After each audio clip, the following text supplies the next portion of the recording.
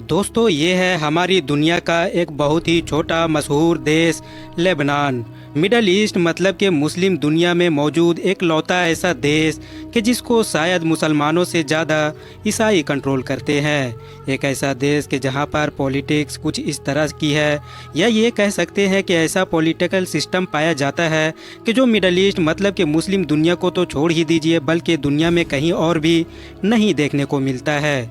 बाकी अरब देशों से उलट यहाँ के कल्चर में भी आप लोगों को ऐसी बहुत सारे चीज़ें देखने को मिलेंगी कि जिनका मुस्लिम कल्चर से तो कोई लेना देना होता ही नहीं है, बल्कि मुस्लिम कल्चर में उसको हद से ज़्यादा बुरा और नापसंद भी समझा जाता है। आज की इस वीडियो में हम लेबनान से जुड़ी इसी तरह की ही बेशुमार हैरान कर देने वाली चीज़ों को जानने की कोशिश करेंगे और साथ ही साथ शुरू से लेकर आखिर तक लेबनान के पूरे इतिहास को समझने की कोशिश करते हैं। तो दोस्तों अगर बात करें पॉलिटिकल सिस्टम की, तो जैसा कि मैंने आप लोगों को वीडियो के शुरू में ही बताया था कि जिस तरह का सिस्टम लेबनान के अंदर पाया जाता है वैसा हमको शायद दुनिया में कहीं और देखने को नहीं मिलता है।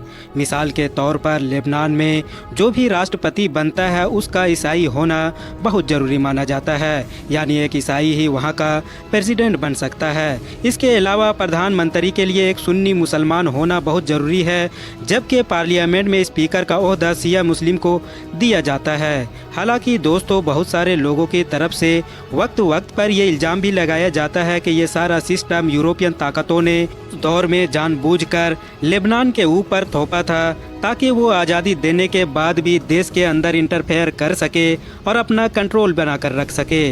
नज़र डाले अगर इतिहास पर तो लेबनान को हमारी दुनिया के सबसे पुराने देशों में से एक माना जाता है। इसका अंदाज़ा इसी बात से लगाया जा सकता है कि हमारी पूरी दुनिया की जो 20 सबसे पुरानी शहर है उनमें से 5 सिर्फ और सिर्फ लेबनान में ही मौजूद है। दोस्तों लेबनान के बारे में ये भी माना जाता है कि यहाँ पर हर रिलीजन, हर कम्युनिटी और हर रंग के लोगों ने हुकूमत की है। आपको जानकर शायद हैरानी होगी कि रोमन एम्पायर से जुड़ी हुई जो आज के दौर में विरासत है, मतलब उससे जुड़ी हुई चीज़ें जो दुनिया में बाकी रह गई है वो सबसे ज़्यादा इटली के बाद लेबनान में ही पाई जाती है। हालांकि दोस्तों इस इलाके के ज़्यादातर ईसाइयों का ताल्लुक यूनानी नस्ल से बताया जाता है, वो इसलिए क्योंकि लंबे वक्त तक इस इलाके पर यूनानियों का ही राज रहा था। फिर बेजेंटाइन एम्पायर का दौर आया और ये ईसाइयों का गढ़ भी बन गया था।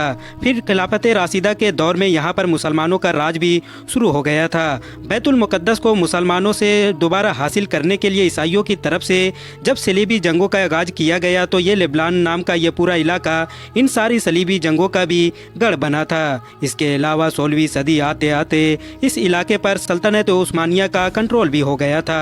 फिर फर्स्ट वर्ल्ड वॉर तक सल्तनत उस्मानिया का राज रहा, मगर जब सल्तनत उस्मानिया का खात्मा हुआ तो साथ ही ये पूरा इलाका फ्रांस के अंडर में चला गया।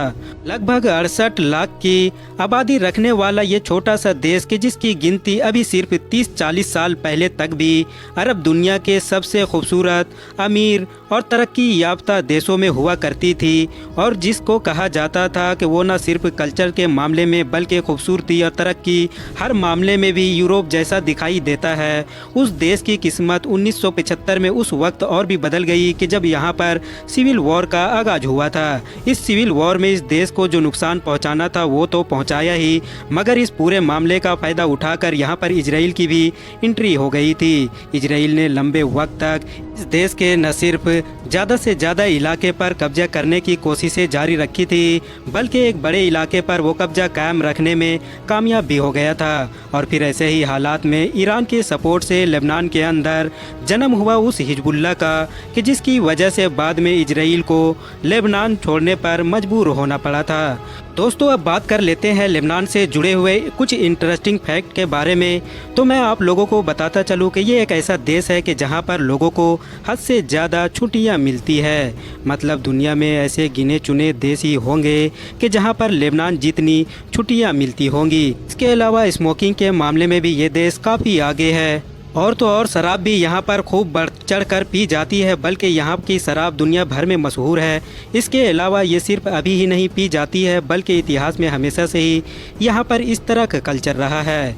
बावजूद इसके कि यहाँ पर रहने वाली ज़्यादातर आबादी मुसलमान है और लंबे वक्त तक अलग अलग मुस्लिम हुकूमतों ने यहाँ पर राज भी किया था। ऐसा माना जाता है कि लेबनान की ज़मीन के नीचे सोना भी काफ़ी मौजूद है, मगर क्योंकि एक लंबे वक्त से ये देश जंगों, फसाद और इस तरह की चीज़ों में उलझा हुआ है, तो माइनिंग इंडस्ट्री वगैरह भी काम नहीं कर रही है। अगर ये अपनी माइनिंग इंडस्ट्री वगैरह पर काम करे तो शायद इसकी किस्मत बदल सकती है। अरब दुनिया में लेबनान ही वो पहला देश था कि जिसने किसी दौर में लोगों को रेडियो और टीवी वगैरह रखने की इजाज़त दी थी। फिलहाल दोस्तों, आज की अपनी वीडियो को हम यहीं पर ख़त्म करते हैं। वीडियो अगर इन्फॉर्मेटिव लगी हो तो वीडियो को लाइक करने के साथ साथ अपने दोस्तों के साथ भी ज़रूर शेयर करें, और इसी तरह के नॉलेजेबल और हिस्टोरिकल वीडियोज़ हमेशा देखने के लिए हमारे इस चैनल को सब्सक्राइब करने के साथ साथ बेल आइकन को भी ज़रूर प्रेस करें।